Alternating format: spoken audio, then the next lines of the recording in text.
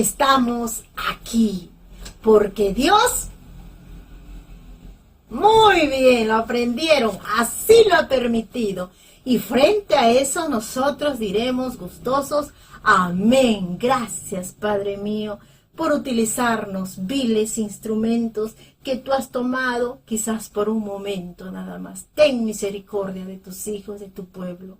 Gracias por dar clic. Gracias por este momento en donde estamos conectados en una atmósfera tan bendita. Sentimos la presencia de nuestro Dios manifestándose en nuestras vidas. Sentimos las oraciones intercesoras de todos nuestros hermanos alrededor del mundo, quien oran unos por otros, especialmente por las almitas que han hecho su decisión este año de ir a las aguas del bautismo. Por las almitas que han hecho su decisión este año de ir a la iglesia. Por las almitas que han hecho su decisión a raíz de la crisis de nunca más apartarse de los brazos de nuestro Dios. ¿No es motivo de alegría esto? Claro que sí. Gracias, queridos todos. Sean bienvenidos a su espacio del estudio de la lección. Y es eso lo que vamos a hacer ahora, estudiar la palabra de Dios. Lección 24, sábado 11 de junio del año 2022. Señor y sacerdote oficiante, sea una bendición grande para tu vida este trabajo realizado con mucho amor para ti. Vamos a orar. Bendito Padre, Señor, eres tan maravilloso, Dios de la eternidad, Padre, que te manifiestas en nuestras vidas sin nosotros merecer nada de ti. Padre mío, utilizas diferentes medios para alcanzarnos, Señor, para llamarnos y para decirnos que sin ti no hay otro socorro, Padre Santo. Te invocamos el perdón de nuestros pecados, de nuestras fallas, Señor, que tú lo conoces. Y en el nombre, Señor, precioso de nuestro amado Señor Jesucristo, te pedimos perdón. Todo tu pueblo, Señor, ten misericordia de nosotros. Rescata nuestras almas, Señor. A los que somos padres, ten misericordia de nuestros hijos, de nuestros familiares, nuestros vecinos, nuestros amigos, Señor. En este momento permítenos orar por ellos. Padre Santo, ayúdanos ahora a beber de la fuente, del manantial bendito que tú nos das a través de tu palabra, para salir fortalecidos en esta lucha, Señor, y seguir batallando en esta defensa de la fe y pregonando que tú vienes a esta tierra por segunda vez, mi Padre bendito. Gracias infinitamente por los recursos que pones en este medio, Señor, para estudiar tu palabra. Bendice a tu pueblo en el nombre precioso de Cristo Jesús. Amén. He aquí yo vengo pronto, y mi galardón conmigo, para recompensar a cada uno según sea su obra. Dice Apocalipsis capítulo 22, versículo 12. Sí, mis amigos, Cristo viene pronto, y sus señales son evidencia de este hermoso evento. Sin embargo, el Señor sigue invitándonos a venir para formar parte de su pueblo santo. Es Cristo quien se ubica entre el pecador y Dios. Él es el único mediador para que podamos llevar una vida de acuerdo a su santa voluntad. Ese es el plan trazado por medio del cual Dios puede ser reconciliado con el hombre y el hombre con Dios. Cristo es nuestro sumo sacerdote y solo por medio de él podemos presentar nuestros casos a Dios. Cuando Él venga, entregue el galardón que Él mismo te dará por las buenas obras, por la misión cumplida que hacemos en la tierra, por predicar su bendita palabra, por hacer su voluntad. Hoy estudiaremos la lección que se titula Señor y sacerdote oficiante. Mis hermanos y amigos, Bienvenidos al estudio de la lección. Como todas las semanas, ya estamos listos para iniciar este hermoso estudio. La lección tiene 3 puntos muy interesantes que vamos a desarrollar. El primero dice Señor y Cristo. El segundo, totalmente diferente a los gobernantes terrenales. Y el tercer punto dice amor por la justicia. Así que vamos a desarrollar la primera interrogante, que no tiene subtítulo, pero es muy importante la interrogante que nos hace aquí la lección. Y dice, ¿qué título supremo dio David a la venida del Mesías? ¿Qué testificó el Antiguo Testamento? Vamos a estudiar el libro de los Salmos, capítulo 110, versículos 1 y 2. Jehová dijo a mi Señor, siéntate a mi diestra hasta que ponga a tus enemigos por estrado de tus pies. La vara de tu fortaleza enviará Jehová desde Sión. Domina en medio de tus enemigos. Lucas capítulo 20 versículos 41 al 44 dice, y él les dijo, ¿cómo dicen que Cristo es hijo de David? Y el mismo David dice en el libro de los Salmos, dijo el Señor a mi Señor, siéntate a mi diestra, entre tanto que pongo a tus enemigos por estrado de tus pies. Así que David le llama Señor. ¿Cómo entonces es su hijo? El salmista en su poema proclama que Dios otorga el poder a su hijo. El salmista dice que el Padre otorga el dominio al rey, o sea, a su Señor. ¿Quién es el Señor del salmista? Es Cristo. Fíjate, este verso es muy citado en el Nuevo Testamento, incluso por el mismo Jesús. El verso 1 proclama a Cristo como vencedor del pecado, como vencedor de la muerte. Por lo tanto, tiene el derecho de sentarse a la diestra de Dios. Y un día, tanto el pecado como sus aliados serán eliminados para siempre. Jehová dijo a mi Señor, siéntate a mi diestra hasta que ponga a tus enemigos por estrado de tus pies. La vara de tu fortaleza enviará Jehová desde Sión. Domina en medio de tus enemigos. La vara de tu fortaleza es Jesús. Y Él es quien vendría como Señor, no solo del salmista, sino de todo el mundo. Él es la vara de Jehová que procede de Sión. La vara significa imposición de autoridad, ¿cierto? Es como golpearle a alguien con un garrote, porque está haciendo algo malo.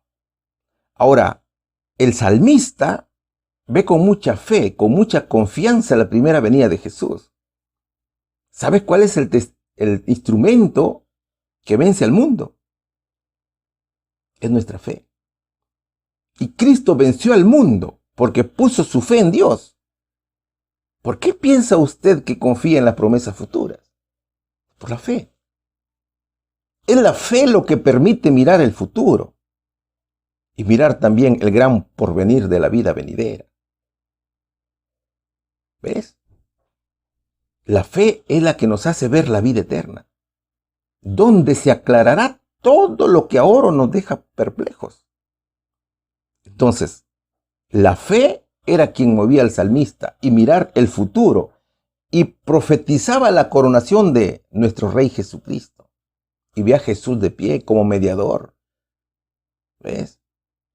El salmista ve a Cristo a la diestra de Dios como nuestro sumo sacerdote y mediador. Por ejemplo, ¿cómo vemos las hermosas mansiones que fue a preparar Jesús al cielo? Es por la fe, ¿cierto? El salmista también ve a Cristo que viene al mundo como Señor a vencer a sus enemigos y resucita de entre los muertos. Mira, los saduceos cuestionaban al Señor Jesucristo sobre el tema de la resurrección de los muertos y le hacían muchas preguntas. No solo los saduceos, sino también los fariseos, los escribas. y otros grupos religiosos que existían en esa época. Pero llegó el momento que Cristo hiciera preguntas. ¿Qué les preguntó el Señor? La pregunta que les hace Cristo es puntual. ¿Cómo dicen que Cristo es hijo de David? Y el mismo David dice en el libro de los Salmos, dijo el Señor a mi Señor, siéntate a mi diestra, entre tanto que pongo a tus enemigos por estrado de tus pies. Así que David le llama Señor. ¿Cómo entonces es su hijo? Eso preguntaba el Señor. Esta era una pregunta para los saduceos y fariseos. ¿Cómo es posible que el Mesías que recibe el título de hijo de David sea llamado Señor por el mismo David? Eso era lo que preguntaba Jesús. Entonces mira, Cristo es hijo de David porque desciende de él en su naturaleza humana. Pero David lo llama Señor por su naturaleza divina. ¿Te das cuenta? Jesús presenta aquí su identidad como el Mesías y también su propia divinidad como hijo de Dios. ¿Cómo lo sustenta? Con las profecías. En este caso, con los salmos que estamos estudiando. ¿Y qué dijeron los incrédulos que preguntaron eso? Que se quedaron mudos porque no supieron qué responderle al Señor. En este interrogante, Cristo solo apuntaba a lo que realmente importa, que es dar a conocer quién realmente es Él. Jesús quiere que los dirigentes de Israel recapaciten sobre el hecho de que el mismo David había reconocido que su hijo tendría una dignidad mucho mayor que la suya. El Señor quería que entendieran que Él existía desde antes de la fundación del mundo. No te vayas a confundir. Como hijo de David, el Señor Jesucristo sería humano. Y como Señor de David, sería divino. Esta era la verdad que los escribas y fariseos, y también los saduceos, y otros líderes de la época, no habían llegado a comprender. Jesús, mis hermanos, es el cumplimiento de la profecía. Jesús es hijo de David porque tanto María como José, su padre adoptivo, son descendientes de David. Entonces mira, Cristo es la vara de fortaleza que envió Dios. Era el verbo hecho carne. Era la simiente prometida. Era Silo. Era el pacificador. Él era quien hablaba con Moisés. Él era el yo soy. Era la raíz, la posteridad de David. Jesús era el Señor de David. Y es también nuestro Señor. ¿Cuál sería la respuesta? ¿Qué título supremo dio David a la venida del Mesías? David le llamó mi Señor. ¿Qué testificó el Antiguo Testamento? Que sería la vara de su fortaleza, que dominaría a todos sus enemigos. Pregunta número 2. El subtítulo dice, Señor y Cristo. ¿Qué otra gran realidad proclamó David en su profecía acerca del Mesías? Vamos a estudiar el libro de los Hechos de los Apóstoles, capítulo 2, versículos 34 al 36. Porque David no subió a los cielos, pero él mismo dice, dijo el Señor a mi Señor, siéntate a mi diestra, hasta que ponga tus enemigos por estrado de tus pies. Sepa pues ciertísimamente toda la casa de Israel, que a este Jesús, que vosotros crucificasteis, Dios le ha hecho Señor y Cristo. A ver, ¿cómo entendemos esto? En la pregunta anterior, estudiamos que Dios Padre le estaba dirigiendo a Dios Hijo, concediéndole la honrosa posición a su diestra, ¿cierto? Dijo el Señor a mi Señor, siéntate a mi diestra, decía el verso. Y Pedro, el apóstol, en su primer discurso de nuestra era cristiana, explicó que Dios hizo a Jesús Señor y Cristo, y que David no había ascendido personalmente al cielo para compartir el trono de Dios, sino que la profecía apuntaba a Jesús. La invitación se dirigía a su hijo, porque David no subió a los cielos, dice el verso. El rey David murió de muerte natural, como cualquier mortal. Su sepulcro continúa situado en la antigua ciudad de Jerusalén. Incluso algunos estudios dicen que aún la tumba no ha sido localizada. David, como rey de Israel y también como profeta, había sido especialmente honrado por Dios. Él tuvo el privilegio de ver en visión profética la vida y el ministerio futuro de su descendiente Cristo. David vio su rechazamiento, su juicio, su crucifixión, su sepultura, su resurrección y también vio su ascensión al cielo. Entonces Pedro explica que la profecía encontró su pleno cumplimiento en Jesús, cuando resucitó y ascendió al cielo. Cristo fue el primogénito de los muertos, y las demás resurrecciones dependen precisamente de la resurrección de Jesús. Eso era lo que no entendían los líderes de Israel. Por ejemplo, los saduceos, como ya te lo dije en la pregunta anterior, no creían en la resurrección de los muertos. Y ellos cuestionaban a Jesús. Así lo dice Marcos, capítulo 12, versículo 18. Primera parte. Entonces vinieron a él los saduceos que dicen que no hay resurrección. Dice el versículo. Pedro dice que David dio testimonio de que el alma de Cristo no quedaría en el sepulcro de José de Arimatea y su carne no vería corrupción. Pedro sustentó y comprobó que esta profecía se cumplió en Jesús de Nazaret. Y él mismo era testigo de que Dios lo levantó de la tumba antes que su cuerpo viera corrupción. Por lo tanto, Dios le ha hecho Señor y Cristo. Ahora los versos dicen algo interesante. Fíjate lo que dice Hechos, capítulo 2, versículo 34 al 36. Pero él mismo dice, dijo el Señor a mi Señor, siéntate a mi diestra hasta que ponga a tus enemigos por estrado de tus pies. ¿Te das cuenta? En estos versos encontramos una invitación. Siéntate a mi diestra hasta que ponga a tus enemigos por estrado de tus pies, dice la palabra de Dios. O sea, aquí vemos un tiempo en el cual el Mesías no había estado sentado a la diestra de Dios. ¿Y dónde estuvo el Señor en ese periodo de tiempo? ¿Sabes dónde estuvo? Estuvo con nosotros para salvarnos del pecado. Estuvo con los pecadores, mis queridos hermanos. Él mismo lo explica en Juan capítulo 16, versículo 28, cuando dijo, salí del Padre y he venido al mundo. Otra vez dejo el mundo y voy al Padre. ¿Sabes, mi amigo? Desde que Jesús ascendió al cielo, muchos se han preguntado, ¿y dónde está el reino de Cristo? De la cual hablan muchos. No lo vemos. Han pasado más de 2000 años y el mal todavía continúa. Cristo dijo que iba a venir a terminar con el mal, pero ahí está el mal. Incluso algunos muestran evidencias de la maldad. Muchos te dicen, mira cómo está la maldad, cuánta delincuencia, cuántos asesinatos. Entonces, muchos dudan de que Cristo sea Señor y Cristo, ¿cierto? O que su reino sea real. Pero ante estas preguntas, siempre la Biblia te da una respuesta. El Salmos no dice que la maldad sería erradicada inmediatamente después de que Cristo fuera al cielo.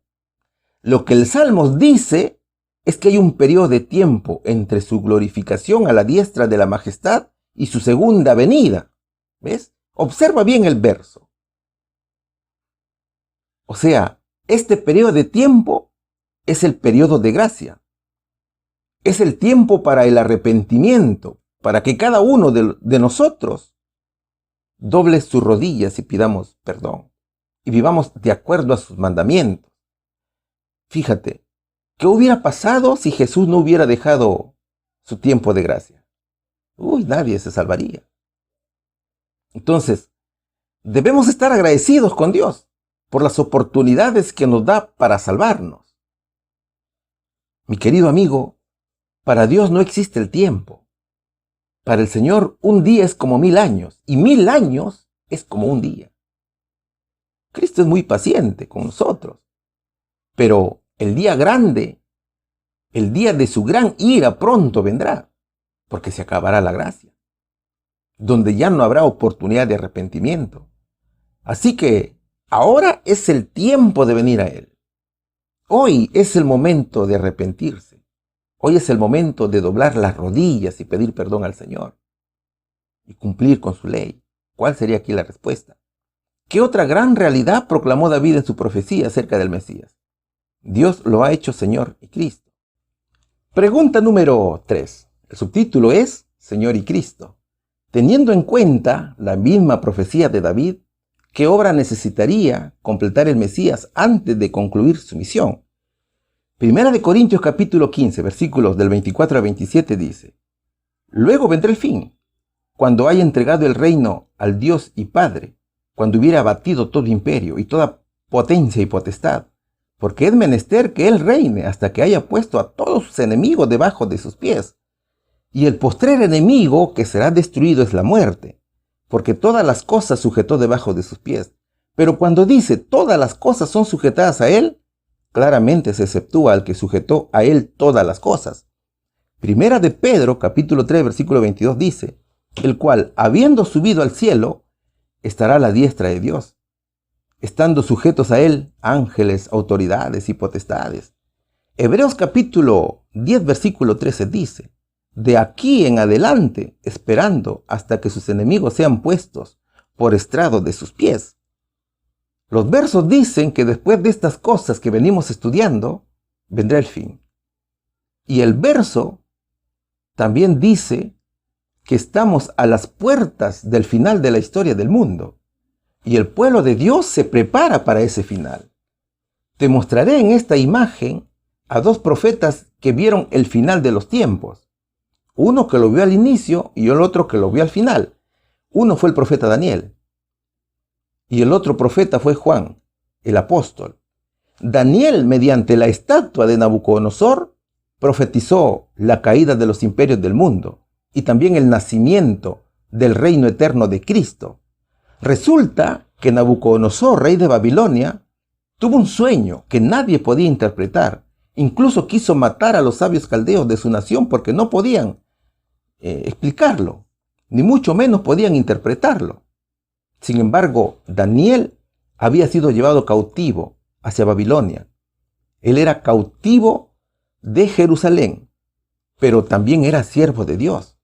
Entonces, el siervo de Dios pide audiencia al rey y le dice que hay un Dios que puede revelar ese sueño y le pide una oportunidad para hacerlo. Entonces, Nabucodonosor, con ironía, le dice a Daniel: ¿podrás tú, Daniel, revelarme el sueño y su interpretación? Pese a la incredulidad del rey, Daniel pide en oración a Dios para que le revele el sueño.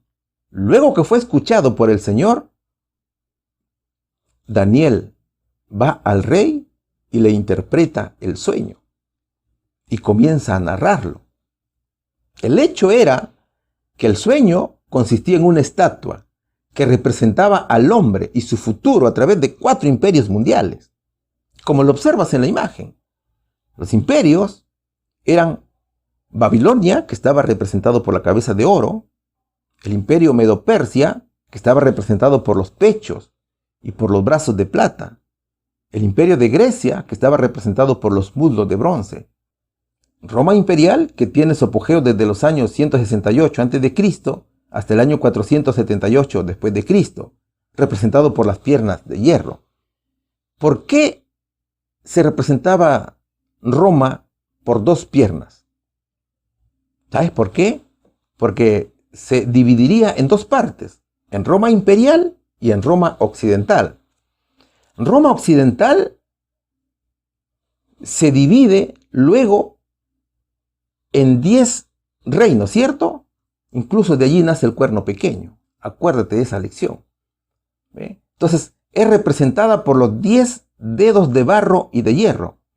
Finalmente, el profeta Daniel le dice al rey: estabas mirando hasta que una piedra fue cortada, no con mano, e hirió a la imagen en sus pies de hierro y de barro.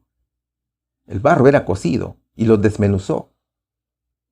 Esa piedra que destruye todo es el reino de Cristo. ¿Ves? Daniel, el profeta, estaba al inicio de la profecía, porque él estaba en Babilonia, y Babilonia representaba precisamente al periodo de oro, que era la cabeza de la estatua.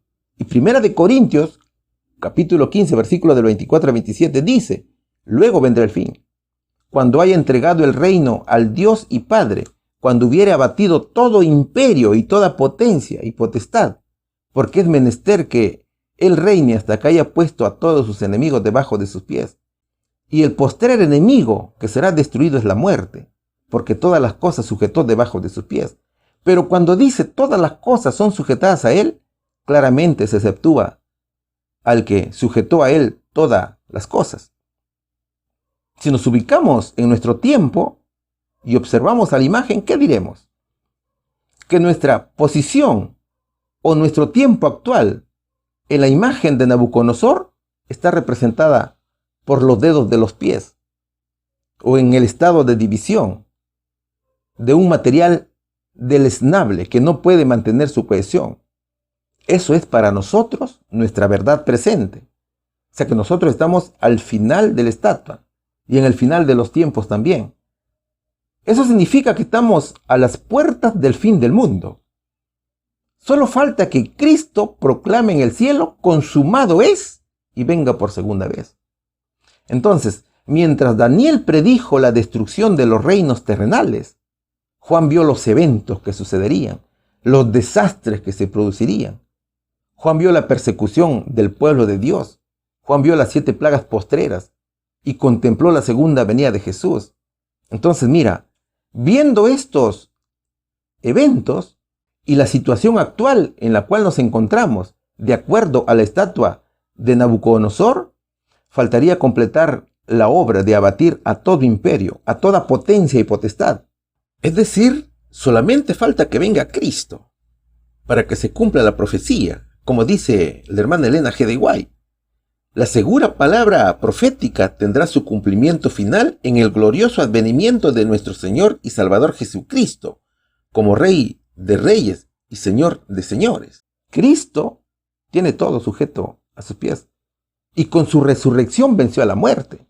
Primera de Pedro capítulo 3 versículo 22 dice: el cual, habiendo subido al cielo, está a la diestra de Dios, estando sujetos a él ángeles, autoridades y potestades.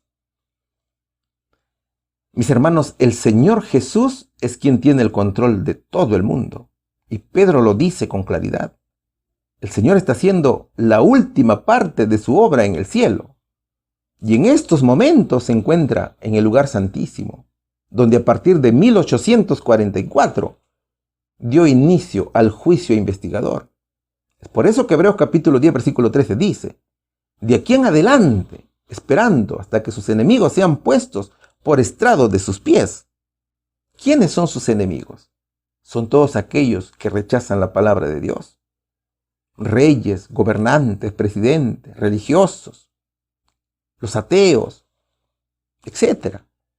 Mis hermanos, la profecía de Daniel, capítulo 2, versículo 44, dice: en los días de estos reyes, el Dios del cielo levantará un reino que no será jamás destruido, ni será el reino dejado a otro pueblo. Desmenuzará y consumirá a todos estos reinos, pero él permanecerá para siempre. Eso hizo Cristo cuando vino al mundo. Él estableció su reino de gracia. Y el mismo Cristo destruirá a todos estos reinos. Fíjate, mi amigo, el reino de Cristo será atemporal, o sea que no tiene fin, es indestructible, es insustituible. Recuerda que estamos en la parte final del sueño profético de Daniel, es decir, de los dedos de los pies, como lo observas en la imagen. Estamos en el periodo en el cual las naciones tratan de unirse, pero no podrán, porque así está profetizado. El último esfuerzo lo ha hecho la Unión Europea, pero no ha podido. Ahora, el hecho que la piedra es cortada, no con mano, significa que es una decisión de Dios. Nadie en el mundo puede adelantar o retrasar o detener la venida de Jesús. La piedra de la imagen que está a las puertas de venir al mundo por segunda vez es nuestro Señor Jesucristo. Pero en esta oportunidad, para destruir a todo el mundo pagano. Ese día será el fin de la maldad. Será el día largamente esperado por su pueblo y que muchos la tenían por tardanza. Ese día será el inicio del reino de la gloria del Señor Jesucristo. Mis hermanos, estamos en tiempos en que las potencias terrenales se encuentran agitadas. Hoy mismo lo estamos viendo. Por ejemplo, el caso de Rusia. Sin embargo, nosotros como pueblo de Dios no podemos esperar unión entre las naciones del mundo, porque el reino que esperamos nosotros no es terrenal, es reino celestial. Así que oremos, mis hermanos, ayudemos siempre, sigamos adelante, confiemos en Cristo, mis queridos hermanos. ¿Cuál sería aquí la respuesta? Teniendo en cuenta la misma profecía de David, ¿qué obra necesitaría completar el Mesías antes de concluir su misión? Necesita completar la obra de abatir a todo imperio, toda potencia y también toda potestad. Necesita acabar de una vez por todas con la maldad. Pregunta número 4. El subtítulo dice totalmente diferente a los gobernantes terrenales. ¿Cómo manifiesta el Salvador constantemente su poder en las experiencias y vidas de los seres humanos? Salmos capítulo 110, versículo 3 dice: Tu pueblo estará dispuesto en aquel día de tu poder, en la hermosura de la santidad. Desde el seno de la aurora tienes tú el rocío de tu juventud. David profetiza el suceso que cuando el pueblo de Dios vea y comprenda la victoria de su Mesías en la cruz, se reunirá como un ejército de soldados y se entregarán a su obra. Es por eso que el verso dice: tu pueblo estará dispuesto en el día de tu poder. Y eso sucedió. Todos los que fueron testigos de la resurrección de Jesús comenzaron a predicar la palabra de Dios. Se inmolaban, eran mártires. Como verdaderos soldados luchaban por la causa de Cristo. Por ejemplo, Esteban. Él murió luchando por la causa de Cristo. Y el Señor Jesucristo sigue trabajando aún para salvar almas, porque Dios le ha prometido salvar a su pueblo. Mira, en el ejército de Cristo no hay nadie que haya sido obligado a venir. Todos vienen por amor a Cristo. El ejército de Cristo está compuesto íntegramente por voluntarios que hacen su voluntad y que obedecen su santa ley. ¿Sabes por qué? Porque la fuente de todo poder es Jesús. Él es quien da energía a las almas por medio de su Santo Espíritu. Eso significa que todo soldado de su pueblo ha sido transformado en carácter. ¿Qué más dice el verso? En la hermosura de la santidad. Así dice el verso también. Todo el pueblo redimido está haciendo la obra de Cristo y se alista libremente a las filas del Señor para participar en la conquista espiritual, con una mente transformada, cuyos frutos son de amor, de ayuda al prójimo, de bondad, de misericordia. Es la santificación por la fe. Y es en la fe en la venida de Cristo que ellos hacen la voluntad del Señor. Entonces, cuando venga Cristo, se contemplará la completa santificación de todos y de cada uno. Y es en la hermosura de su santidad, como dice la palabra de Dios. Qué bonito, ¿cierto? ¿Qué más dice el verso? Desde el seno de la aurora tienes tú el rocío de tu juventud. Es el día de la liberación del pueblo espiritual de Dios. Es el amanecer de un nuevo día en donde redimidos todos alaban a Cristo, al Señor vencedor, que se destaca por su hermosa santidad, por su radiante ser, o desde el seno de la aurora, como lo dice el verso. También se destaca por su fuerza eterna, o por el rocío de su juventud. El profeta Ezequiel dice que Cristo vendrá del oriente, como el sol saliente, para entrar en su templo. Así lo dice Ezequiel capítulo 43, versículo del 1 al 5. Y eso hizo Jesús. Jesús vino, estableció su reino de gracia en la tierra. Y nosotros estamos participando de él. Entonces, mis hermanos, sintámonos felices de ser soldados de Cristo. Sigamos siempre adelante dando a conocer el mensaje para salvación del mundo. ¿Cuál sería aquí la respuesta? ¿Cómo manifiesta el Salvador constantemente su poder en las experiencias y vidas de los seres humanos, transformando el carácter de sus hijos? Pregunta número 5. ¿Qué nos dice la pregunta número 5? ¿Qué declaró el salmista del Mesías? En contraste con los gobernantes terrenales, ¿qué dicen las escrituras acerca de su cetro y trono? Vamos a estudiar Salmos 45, 6. Tu trono, oh Dios, eterno y para siempre. Vara de justicia es la vara de tu reino. Hebreos capítulo 1, versículo 8, ¿qué nos dice? Mas al Hijo dice, tu trono, oh Dios, por siempre jamás. Vara de equidad es el cetro de tu reino. El Salmo nos dice con alegría que Cristo es nuestro Rey. Y David lo dice con mucha emoción al saber que Jesús era su Hijo y Señor. En mi corazón se agita un bello tema mientras recito mis versos ante el Rey. Mi lengua es como pluma de hábil escritor, dice el Salmos capítulo 45, versículo 1 de la Nueva Versión Internacional. La profecía dijo que el Mesías vendría de la línea genealógica de David, que gobernaría con justicia. Dios no le ha dado a ningún ángel el derecho de gobernar la tierra. Salmos capítulo 45, versículo 6 dice, tu trono, oh Dios, eterno, y para siempre. Vara de justicia es la vara de tu trono. Fíjate, lo que David con gozo profetizaba, los líderes de Israel, a pesar de ser maestros de la ley y conocer mucho sobre el Mesías, no lo entendían, ¿te das cuenta? Los dirigentes de Israel conocían las profecías. Ellos hablaban que el Mesías sería hijo del rey David y también hablaban de su trono, pero no entendieron que Jesús era el Mesías que estaba con ellos. David entendió que su trono sería tomado por Jesús. Entonces, el verso dice que estamos ante la coronación de Cristo.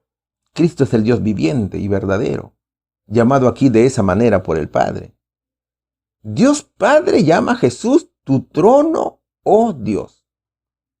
Cristo era y es la excelsa gloria del cielo. Es el revelador del plan de salvación y su reinado está fundado con justicia. Tanto así que el símbolo de su autoridad o el cetro es la justicia misma. El verso dice, vara de justicia es la vara de tu reino. Eso también nos está señalando el verso, ¿cierto? Mira, el arca de la alianza contenía 3 elementos, ¿cierto? ¿Cuáles eran? El decálogo de los 10 mandamientos, el maná que bajó del cielo y la vara de Aarón. La vara de Aarón simbolizaba a Cristo, o sea, juicio, castigo y azote. ¿Castigo por qué? Por violar la ley de Dios. ¿Con qué se juzgaba? Con la ley de Dios. Ahora, ¿para qué utilizan una vara los padres? Es un ejemplo hermoso que tienes por entender. La vara se utiliza para castigar a aquellos que se portan mal y violan las normas y principios del hogar, ¿cierto? También los patriarcas usaban su cetro o bastón, que era símbolo de autoridad. Entonces, Vara de justicia es la vara de tu reino. Significa juicio, significa castigo, significa azote. ¿Quién juzga? Dios. ¿Por qué juzga? Por transgredir los 10 mandamientos de la ley. ¿Con qué juzga? Con la ley de Dios. ¿Ves? Apocalipsis capítulo 2 versículo 27 dice que la vara es símbolo de gobierno e instrumento de castigo. Y Cristo gobierna con la vara de justicia. Fíjate, fue Cristo quien ha pagado con su sangre el rescate del hombre, transgresor de la ley de Dios, para que pudieran tener la oportunidad de escapar de la esclavitud del pecado y obtener perdón. A través de la muerte de Cristo, el hombre podría encontrar pureza y también podría encontrar la salvación. Cristo era el comandante de las inteligencias celestiales. Y el homenaje de adoración de los ángeles era recibido por él con todo derecho. Hebreos capítulo 1, versículo 8 dice: mas al Hijo dice, tu trono, oh Dios, por siempre jamás. Vara de equidad es el cetro de tu reino. Es el testimonio que da Pablo. ¿Cierto? Pablo toma las palabras del rey David. Y el rey David observa el diálogo entre Dios Padre y Jesús, su Hijo. Dios Padre le dice a Jesús, tu trono, oh Dios. Qué bonito, ¿no es cierto? Tu trono, oh Dios, nuestro Señor Jesucristo. El reino de Jesús, mis hermanos, es muy diferente a los gobernantes o reinos terrenales. ¿Cómo son los reinos terrenales? Son momentáneos, son injustos, están llenos de corrupción, aman la injusticia. Son reinos donde prevalece la violencia. ¿Ves? El reino de Cristo es totalmente diferente. El reino de Jesús es un reino eterno. Es un reino que aborrece la maldad. Es un reino de justicia, de paz, de gozo. El reino de Dios es amor, porque Dios es amor. En el reino de Cristo se practica la obediencia y se hace la voluntad de Dios.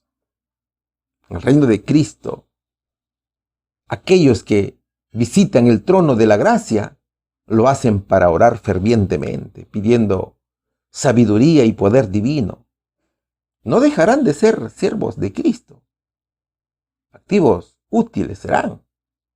Aunque muchas veces no se tengan grandes talentos, pero con humildad de corazón y segura confianza en Jesús, podrán hacer una gran obra para traer almas a Cristo. Mis amigos, Cristo es exaltado, Cristo es adorado. El Señor Jesús está por encima de todos.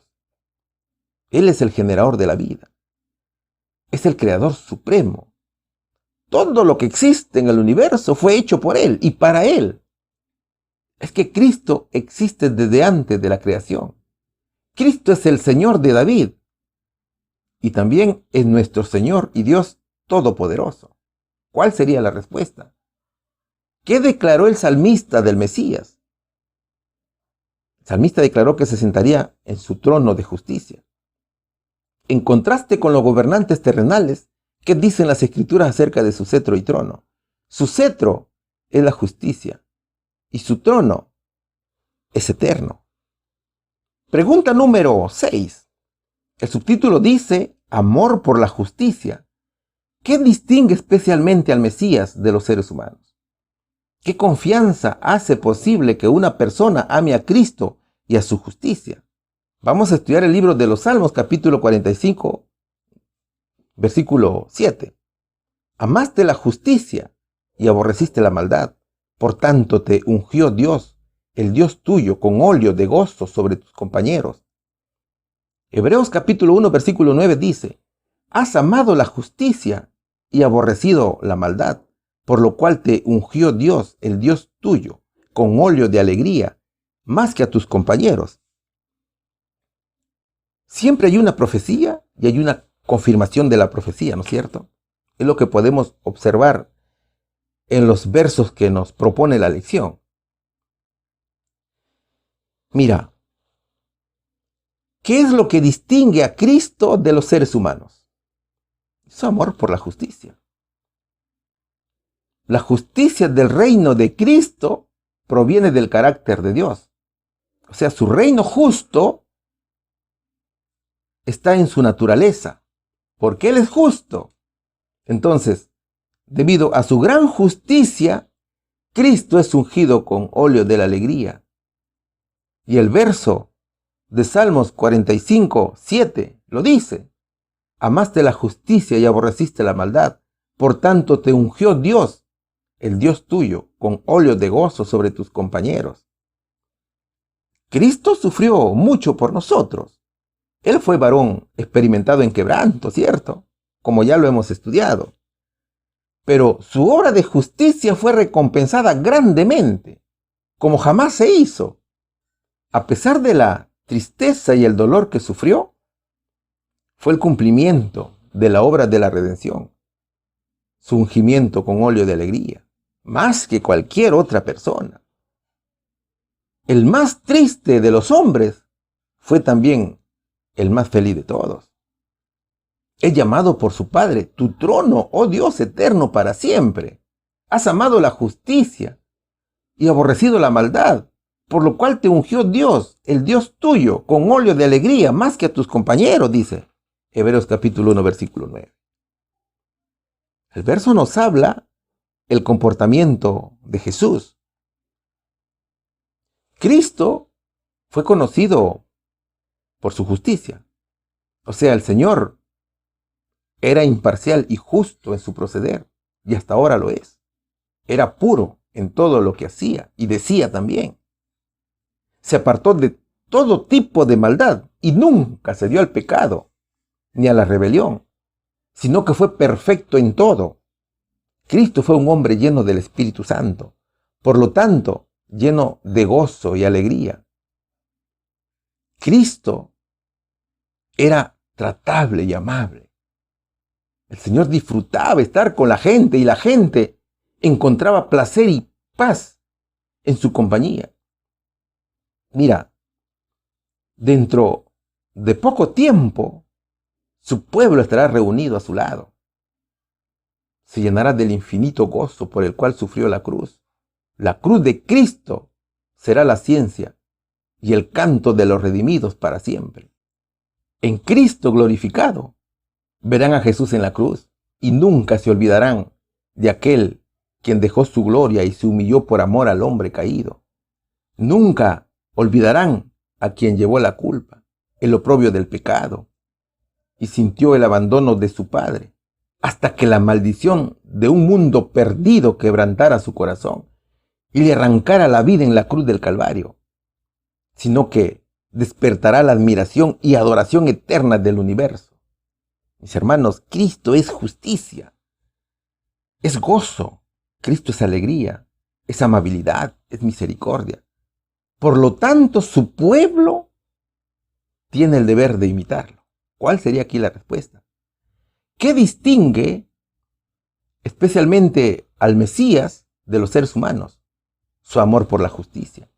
¿Qué confianza hace posible que una persona ame a Cristo y su justicia?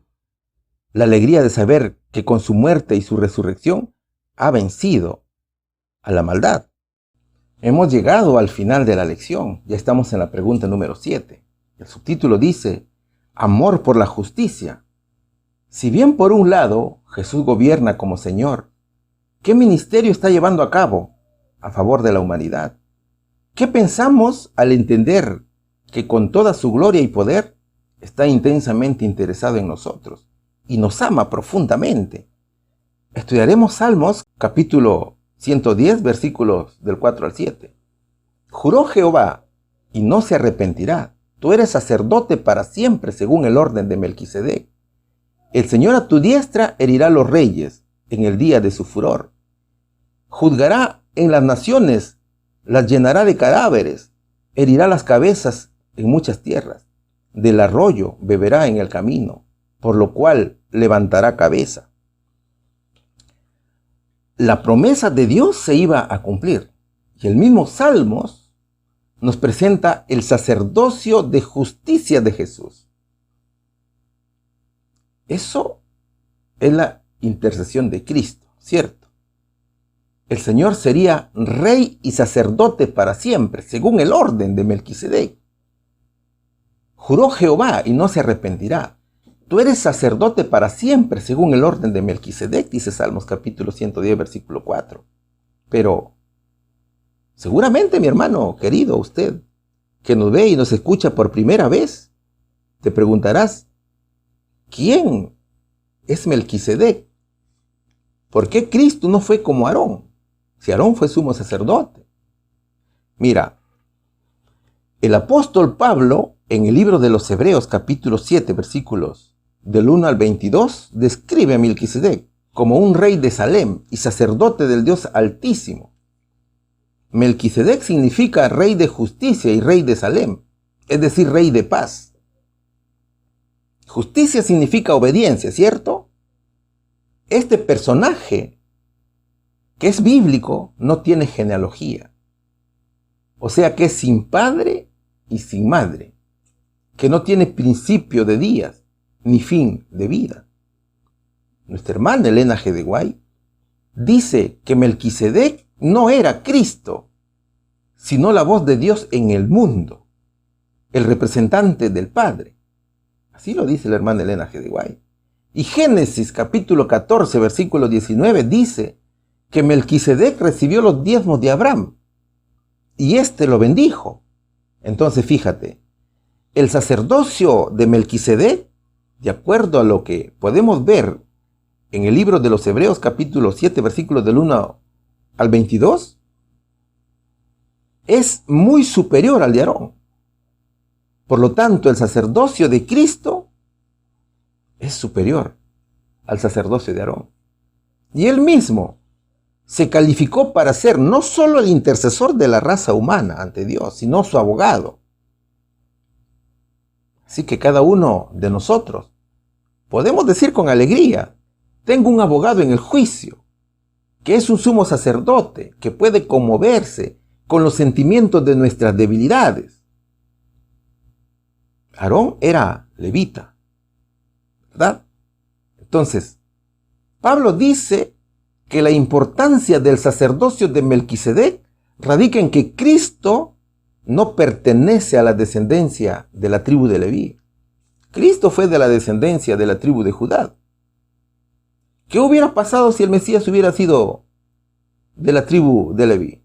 De acuerdo con la ley, no hubiera podido haber desempeñado funciones sacerdotales, porque el sacerdocio de Aarón era temporal y el sacerdocio de Cristo es eterno.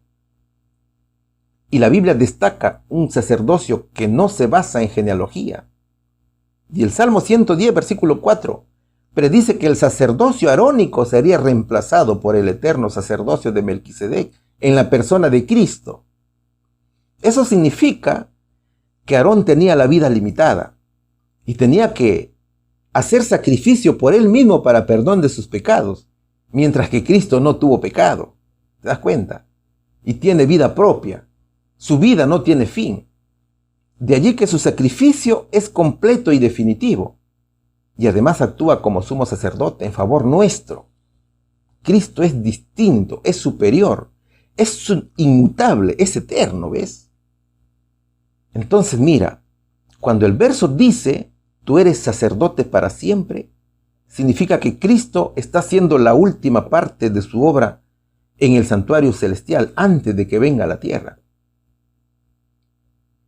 Es Cristo quien camina en medio de los candeleros de oro que están en el cielo y está en constante comunicación con su iglesia. Es el Señor que conoce su verdadero estado. El texto dice que, aunque es sumo sacerdote y mediador en el santuario celestial, se le representa como caminando de aquí para allá en medio de sus iglesias en la tierra, con incansable desvelo y constante vigilancia. Observa para ver si la luz de alguno de sus centinelas arde débilmente y se apaga. Cristo es quien está haciendo expiación a su pueblo, como última obra realizada en el cielo, antes de venir a la tierra. Los versos del 5 al 7 dicen: el Señor a tu diestra herirá a los reyes en el día de su furor. Juzgará en las naciones y las llenará de cadáveres. Herirá las cabezas en muchas tierras del arroyo, beberá en el camino, por lo cual levantará cabeza. Es la terminación del pecado para siempre. Y es el establecimiento de su reino que nunca jamás será corrompido. Es Jesús quien intercede por nosotros, que pone a nuestro favor su sangre y su justicia, su vida pura y sin pecado, para que nosotros como pecadores podamos acceder al perdón y a la vida eterna. ¿Sabes, mi amigo? Pronto llegará el día de su ira, como lo dicen los versos. Allí serán días de llanto y de gran dolor, días de lamento y de vergüenza. Día en que nuestro rey aplaste a reyes, gobernantes, naciones y amontone cadáveres por toda la tierra. Esto es el día final. Es el momento en que el sueño de Nabucodonosor llega a su fin. O sea, la piedra que aparece y se convierte en montaña destruye a la estatua por completo y la convierte en polvo. Mi querido amigo, es hora de aceptar a Cristo. Cristo tiene que reinar en nuestra vida. Es hora que te preguntes, ¿quién reina en mi vida? Eso pregúntate. ¿Y quién reinará de aquí en adelante en tu vida? Deja que Cristo venga a tu corazón. Deja que Él guíe tu vida. No lo rechaces. Acéptalo. ¿Cuál sería la respuesta aquí? Si bien por un lado Jesús gobierna como Señor, ¿qué ministerio está llevando a cabo a favor de la humanidad? El ministerio sumo sacerdotal en el santuario celestial. ¿Qué pensamos al entender que con toda su gloria y poder está intensamente interesado en nosotros y nos ama profundamente? Esta es una reflexión personal que te la dejo para ti, mi querido amigo. Mis hermanos, David vio la coronación de su descendiente, Jesucristo. El rey David no tenía palabras para describir a su hijo como rey eterno. David escribió la inspiración del Espíritu Santo. Dijo el Señor a mi Señor: siéntate a la diestra hasta que ponga a tus enemigos por estrado de tus pies. Eso era lo que Pedro predicaba a sus hermanos. Fíjate, los saduceos no creían en la resurrección de los muertos. Y Pedro era testimonio vivo de la resurrección de Cristo. Y a este Jesús, a quien vosotros crucificasteis, Dios le ha hecho Señor y Cristo, decía el apóstol. El Señor no quedaría en el sepulcro de José de Arimatea, y su carne no vería corrupción, porque Él resucitaría y ascendería al cielo, en donde está sentado a la diestra del poder de Dios. Su reino es reino eterno, en donde su gobierno es muy distinto a los reyes de la tierra. Cristo, mis hermanos, es quien tiene el control de todo el mundo. Y es Él quien destruye a los reinos terrenales. Mira, Cristo es justicia, es imparcial, es justo en su proceder. El Señor se apartó de toda maldad y nunca cedió al pecado, ni a la rebelión. Por más que era inducido por sus hermanos, Él no cedió al pecado. Cristo fue un hombre lleno del Espíritu Santo, lleno de gozo, muy amable. Cristo disfrutaba de estar con la gente y la gente encontraba paz en su compañía. Cristo tenía amor por la justicia y su reino está fundado con justicia. Fíjate, mi querido hermano, Cristo, además de ser rey, es sacerdote según el orden de Melquisedec. Eso significa que Cristo está haciendo la última parte de su obra en el santuario celestial. Es Cristo quien camina en medio de los candeleros de oro y está en constante comunicación con su iglesia, porque la conoce, porque sabe el corazón de cada uno de sus fieles hijos. Es el Señor que conduce su verdadero estado. Mi querido amigo, Cristo es el puente entre nosotros y Dios. El Señor se ubica entre el hombre caído y Dios. Y hoy te dice, hijito mío, todavía puedes llegar al Padre. Yo soy el camino, la verdad y la vida. Yo soy el único puente. Yo intercedo por ti. Venga Cristo, mi querido amigo, y deje que Él reine en su vida. Déjalo entrar en tu corazón. Que Dios los bendiga grandemente en el nombre de Jesús. Amén. Ha sido un momento muy especial y te queremos agradecer a ti por haberte suscrito al canal, a este grupo especial de siervos de Dios, de guerreros de fe que ya a mitad de semana están haciendo su preparación, así con mucho amor y fe para poder compartir a otros, para llenarse del Espíritu Santo. Gracias a ese grupo especial de maestros de escuela sabática, de misioneros laicos, a ese grupo también de pastores, de misioneros, de hermanos comprometidos en el trabajo, a mis queridos hermanos del audio, quien no tienen la ocasión quizás de ver en las pantallas, pero sí nos escuchan a través del audio, que Dios me los bendiga. Les entregamos nuestro corazón y les decimos que somos compañeros de batalla, compañeros de milicia y de viaje en este tránsito que muchas veces es difícil y sacrificado, pero lo que más inunda en nuestras vidas es la alegría y el gozo santo de ver pronto la cara de nuestro Rey. Nos despedimos solamente por unos cuantos días. Pronto estaremos juntos una vez más. Vamos a orar. Gracias, amado Padre, por este encuentro especial, Señor. Tú conoces nuestro corazón, que desde ahora estamos añorando ya el próximo encuentro. Y te pedimos que tengas misericordia, Señor, si es tu voluntad de tomarnos como instrumentos, porque no merecemos tanto privilegio, pero así lo has destinado hasta hoy. Bendice a todo tu pueblo, Señor. Gracias por habernos elegido, Señor. No tenemos palabras, pero ten misericordia de nuestras almas y de las personas quienes estamos de una otra manera, Señor, conquistando para que vengan a tu redil. Bendice a todos mis hermanitos, desde el más pequeño que ve, que escucha este programa, hasta la persona de edad más avanzada. Bendice con todo y poder y gloria. En el nombre precioso de Cristo Jesús. Amén.